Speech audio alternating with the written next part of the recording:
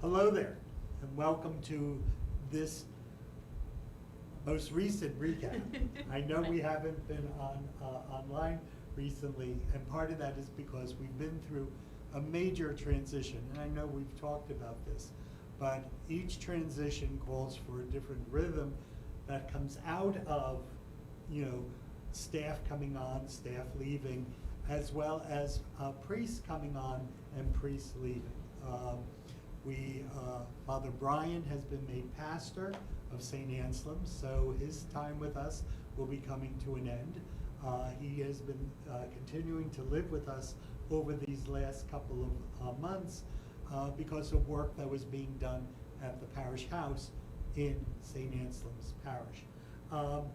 And also Father Mike Brizio is ill and has not been celebrating Mass nor ministering either here or in St. Rose. So we do ask for your prayers for Father Mike Brizio as he deals with his illness, and of course Father Brian as he begins this new ministry. And we're very happy for Father Brian. We'll miss him because he has been such a blessing to us. But we also recognize that he wanted to be a pastor. And so we wish him and the parish of St. Anselm's God's blessing as they begin this new part of their journey. And so tomorrow is a great feast, isn't it? That is. I mean, granted, it's not the universal feast of St. Joseph, but it is a very important feast. Absolutely. And then, of course, it's the feast of St. Patrick.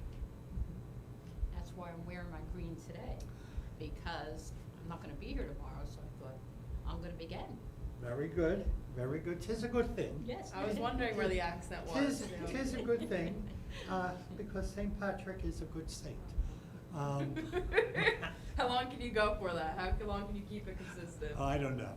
It might slip into either, a Jewish or an Italian accent, which Oh, would be, yeah, casual. Like, so I didn't know. Trust me. But first I want to get this out of the way. St. Patrick is not Italian.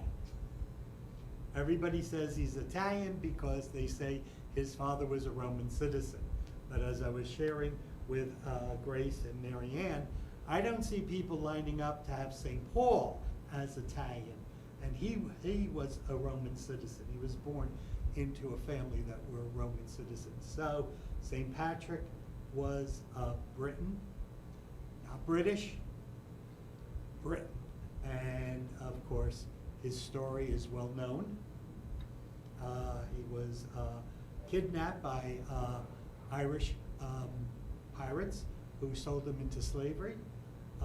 It was during his time in Ireland that he acquired a sense of the holy by being alone, taking care of the sheep, which still are many sheep in Ireland. Oh yeah.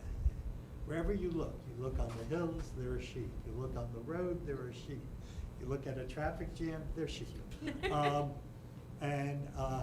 But of course, then he escaped, returned to what was Roman Britain, and then approached and went to what is Gaul, or today France, to study for the priesthood, and then returned to Ireland to bring the gospel.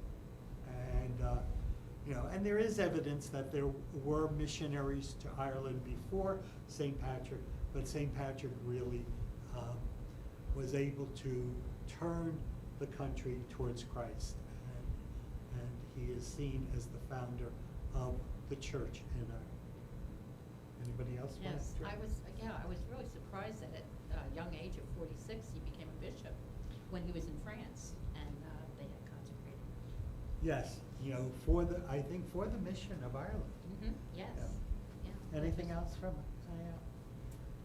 If you are a theology nerd and you want good entertainment tomorrow, there is a good YouTube video called The Heresies of St. Patrick, where it breaks down his usage of like his explanations of the Trinity. And if you're a nerd who likes to talk about heresies, about discussions about the Trinity, St. Patrick's heresies, it's a fun video that you actually learn a lot about how to talk about the Trinity with people who might not understand it intellectually or academically. So.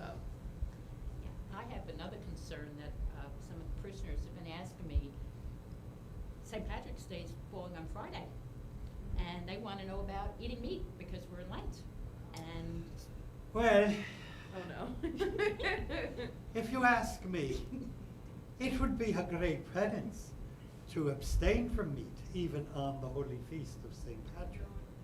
But because our good bishops have given us permission, if you choose to do your penance, whether that's give up meat or do another act of penance on another day, enjoy your corned beef, your ham, stay away from the steak, all right?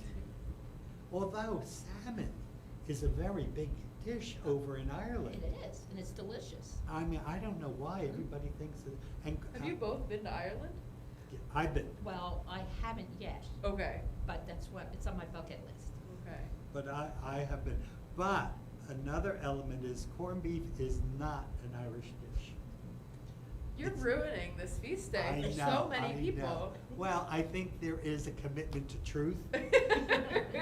You know, remember truth. Now, ham is an Irish dish, or lamb would be an Irish dish. You know, remember I was talking about the sheep. They're all over the place. You might as well have them for dinner or at least lunch. And don't get caught up in the little lamb. You know, let them grow and have mutton.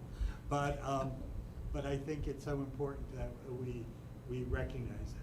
Corned beef was really discovered in this country, and the connection to Ireland, or to the Irish, is really it was a cheaper type of meat. And because many of the Irish immigrants coming over were poor, lower class working people who had difficulty keeping body, soul, and mind together, corned beef became the dish that they could afford. So there is a connection, but it's a connection to the Irish who came to this country seeking freedom, seeking a better way of life, and seeking, and in a way giving thanks for their coming, because they did help build the church in the United States.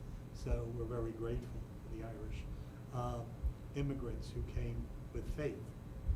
Now, if they're placed in heaven, if they can remind their sons and daughters of that faith, along with the grandparents of the Italians, we'll be doing way better. It's lovely to say, oh, my grandmother had great faith, but now it's your turn to show that great faith. Amen.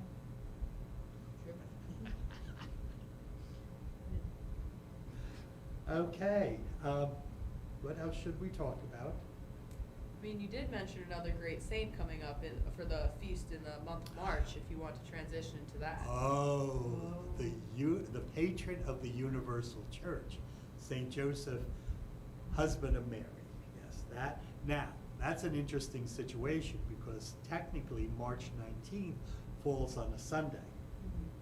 But because it's a Sunday in Lent, the Sunday in Lent takes precedence, and the feast, even though it's a solemnity, moves to Monday. And so here we will have the blessing of St. Joseph's bread at the 7 and the 9 a.m. Mass, which is an old, I believe, an Italian tradition. At least we did it in my parish, growing up. And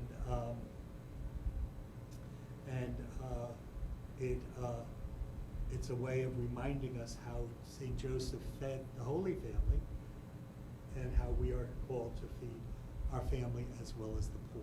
So a blessed St. Joseph's Day, a blessed St. Patrick's Day.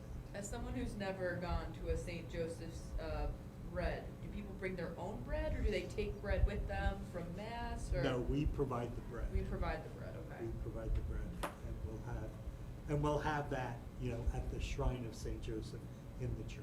Okay. Okay. Let's see. This Sunday, we will again baptize 2 babies at the 10 o'clock Mass. And so just let people know if you're thinking you're going to come in and go out. It'll be a little longer, not that much longer, I Yeah. think about 5 minutes. Yeah, it was almost some time. Yeah. It's a few minutes. And I'm looking forward to it. And also at the 12 noon, we'll be doing one of our scrutinies, the second scrutiny for our one elect, Indy, as she grows closer to the altar. So that'll be nice. In fact, she'll be going to the altar twice, once to receive our Lord in the Holy Eucharist, and then when she and her fiance stand before the altar for their wedding. That's beautiful. Yeah, that'll be nice. This Wednesday, the 22nd, we have our Lenten prayer with the community of Christian churches in Freehold. Around here, we call it Eat, Pray, Eat, because we have lunch at 12, then prayer at 12:30, and then lunch at 1. And we will have the Reverend Ronald Sparks from Bethel AME, and he will be preaching. So we're looking forward to welcoming Reverend Sparks. Okay? And it will be held here. Yes, yes. And the lunch, of course, will be in CC Hall, but we will have the prayer over in the Co-Cathedral. Okay. Anything else? Sounds good with Eat, Pray, Eat. That day, though, is a jam-packed day. We are going to be, not just in the morning, we have the prayer service through the diocese. We have the Eucharistic minister reflection evening, correct? Yes. Yeah, the revival. Yes, and I will deflect that to you two, for you will be running it. I will be Yes. dealing with gremlin 7th graders at that hour, so, yes. Oh, you have religious I have ed? religious ed. It's amazing what people will do to get out of a workshop, isn't it? So, yes, we've been asked by the diocese to provide an evening of reflection on biblical passages from the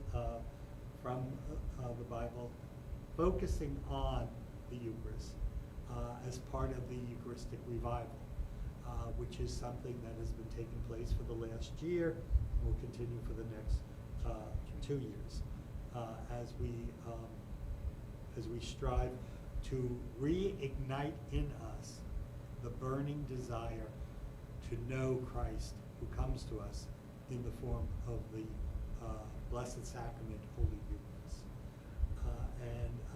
Marianne and I have been working on our reflections. We also have been involved in developing prayer that will end the day. There will be night prayer in front of the Blessed Sacrament, exposed in a monstrance, and that begins on Wednesday evening, the 22nd, at 7 o'clock to 9, and everything will take place in church. Right, and if anyone is interested, Eucharistic ministers, they can go on the diocesan website and look up the Eucharistic revival, and then you need to register if you're going to come on Wednesday evening at 7. And if you're seeing this through the flock note attachment, if you keep scrolling down, we have the link for the diocese link in this flock note, so you can easily sign up there. And if you are someone who's interested in becoming a Eucharistic minister at the Co-Cathedral, looking a few weeks ahead, we will have Eucharistic minister training the 19th and 20th of April. So not a core focus of this conversation, but if you're looking to get that done, we're going to get through Holy Week, we're going to get through Easter week, and then once we settle down a little bit, we'll be providing an evening and a morning session for people who want to become Eucharistic ministers who haven't before, or if you're someone who feels like since the pandemic you don't really know the way around anymore, you also are very much welcome to come as a refresher here at the Co-Cathedral. Okay. Now, March 24th, Friday, March 24th at 4:30, we are having our second Stations of the Cross for Children. Did you go to March 10th by any chance? I did note, not. because of you had a previous commitment, and you had, and I wanted to go, and I didn't. But I'm gonna try and get to the 24th, just so I can see how it goes. But I heard it was a very nice gathering. They had a sizable number of children and families, so that was good. So just as a refresher, the Stations of the Cross are prayed every Friday during Lent at 7 o'clock in the church. But this year, we have offered 2 sessions of the Stations of the Cross geared for children, and they're at 4:30. So whether you're in our religious education program, whether your children have gone to our summer program, or you just would like to bring young children to experience this very Catholic Lenten devotion, please feel free. The doors are open, all right? Just come to the church. Friday, March 24th at 4:30 p.m. Also on March 24th, oh my God. It's a busy few weeks. It's busy. It's busy. Francis, Yeah. we also have a blood drive. Which is very necessary, because there's a crisis Yes. going on in the community. Yeah, a few in days this ago, area. New Jersey just And- hit like a very high form of crisis in Yes. terms of how much blood is in store for people who need it, whether it because of an accident, an illness, etc. So we are always in need of blood as a community, but we really, if But you more have, so now. if you're healthy, if you're available, like please consider donating blood, because we are at a crucial point where people's lives are on the line, to get this blood. So from 12:30 to 6:30 in Dentisi Hall, the American Red Cross will be here. Safe, quick, and easy. You can sign up in advance, and I think they will take walk-ins. New York Blood Center. Oh, my apologies, New York Blood Center will be hosting it. But yes, that will be also on March 24th. So that's from 12:30 to 6:30. You can donate some blood, go to Stations of the Cross, or vice versa. So. And then go out and have fish sticks. That or salmon. Or salmon. Or salmon. Salmon. All right. The Knights of Columbus will be having their Palm Cross sale on March 25th to the 26th. That's at the Masses Saturday and Sunday. The plain crosses are $10. The fancy crosses are $15, and they are accepting pre-orders. So the Palm Cross is a wonderful tradition. Usually around Palm Sunday, Easter Sunday, families go to visit their loved ones' graves to pray and to very much like Christmas, decorate the graves, and a palm cross is always a beautiful way of doing it. Although I always thought palm crosses would look good maybe in front of our homes as a way of letting people know, Yeah. that it is Palm Sunday. Give it a thought. Some people might get a little upset. You got a palm cross in front of your house. What are you trying to say? Who's dying? But I think a palm cross should remind us of Christ's entry into Jerusalem, but also remind us of the week that follows, Yes. Holy Week. And we'll talk a little more about Holy Week next week. Yes. Okay. As always, confessions are on Tuesday. They're from 12:10 to 1 in the afternoon and 7 to 8 p.m. in the evening, and then on Saturday after the 4:30 Mass. So, and of course, we should be mindful that part of making a good Lent is making a good confession. So please, try to work that in. There will the Tuesday of Holy Week, there will be confessions. Both Father Raphael and I will be hearing those confessions, so we'll have 2 on. Usually there's only 1 of us. So, anything else? No, I know we have diaper drive coming up this week. Oh, the diaper Yeah, drive, yes. Right. Yes. Mhm. And so if you purchase any diapers, especially for infants, and older babies. I think that's always, like, everybody buys for the infants, they Infants. forget that some, The you know, toddlers. the toddlers Yeah. might need it, or Mhm. even older babies. I mean, Mhm. I don't know how. What's fine. Well, I think they come small, medium, large. Well, don't they also come by age? They do. You know, Depends like- on the brand. Like 2 months, 3 months? I've been out of this a long time, so I forgot. They come by size also because I buy them for my, and as a matter of fact, I'm starting a new subscription, but they do come in sizes, 1, 2, 4, and so Oh, forth. okay, besides, okay, Okay. update.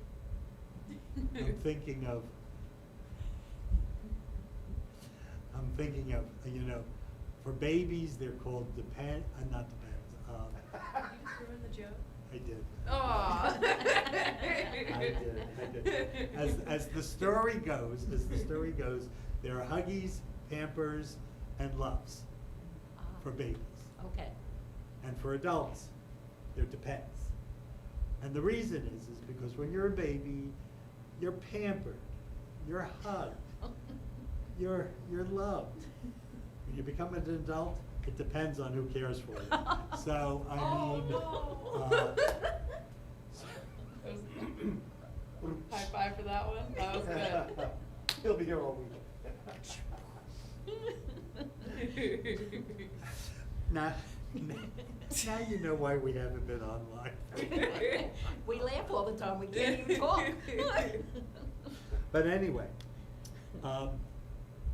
it's very important, and I'm very grateful for Deacon Matt from St. Thomas More, because he really came in about a year or so ago and explained to me, first of all, how expensive these diapers are. Okay. And there was also a shortage last year. And then there was a shortage, but also people are struggling at this time with either buying diapers or feeding their families. And that's a struggle that no one should have to deal with. And so I'm very grateful for the families who have continued to bring diapers in throughout this period. This is a focus drive to bring diapers in. And we also hope to work with our sister congregations in the borough, because they're having a major diaper drive also throughout Lent into the first, April 16th. April 16th. So we will be supporting our own efforts through Deacon Matthew, who's also known as the diaper deacon, because he collects diapers. He doesn't wear them. Let's get that straight. And but also maybe share some of the blessings we received in this week with other parishes. As you know, we at the Co-Cathedral believe in being able to work with a lot of congregations, both Catholic and Christian, Jewish and Muslim, in order to better serve the wider community. And we will continue to do that. So, got that? Yeah. It is a blessing. Last night we had a wonderful conversation on gratitude at the Islamic Center up the road, and I was able to meet the new imam, and very nice man, Saeed, and so I extended an invitation to him and Fatima, who I've known ever since I got involved in the Clergy Association, to stop by any time to take a look at our sanctuary. And Yeah, there's one more thing that's important as well, is people to continue to sign up to make the holiday baskets for Oh, yes. Palm Sunday, which will be distributed. to yes, the- yes, thank you. Mhm. That, and you can sign up online, or you can sign up after Mass. And at the last email I received, I think they have about 90 requests. So this is much bigger than we've had in the past. Yes. So there's a lot of things to do to get involved. There's a lot of ways to live out your Lenten journey. We hope you take this opportunity to make this Lent a true blessing in your life. And we'll see you on Sunday.